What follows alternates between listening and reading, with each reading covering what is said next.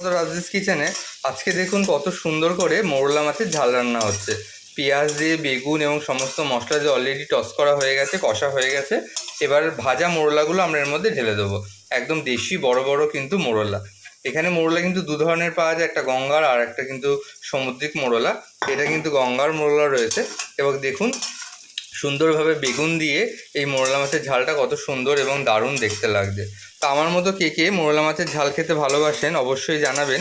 এবং যদি আমাদের ভিডিওটা ভালো লেগে থাকে অবশ্যই ফেসবুক পেজ থেকে দেখলে তাহলে ফলো করে দেবেন, ইউটিউব থেকে সাবস্ক্রাইব করে দেবেন। দেখুন আমি কত কাছ থেকে দেখাচ্ছি, কতটা সুন্দর হয়েছে। এবং এই রকম মোরলা মাছের ঝাল থাকলে এক থালা ভাত কিন্তু অনায়াসে কিন্তু আপনারা খেয়ে নিতে পারেন। তো আজকের রেসিপিটা কেমন লাগলো এবং কাদের বাড়িতে মোরলা মাছ প্রায় দিনই হয়ে থাকে জানাবেন। আমাদের বাড়িতে আজকে অনেক দিন পরে হলো, কারণ বাজারে সাধারণত মোরলা মাছটা ভালো মতো পাওয়া যায় না। আজকে পাওয়া গেছিলো বলে মোরলা মাছটা নিয়ে চলে আসা।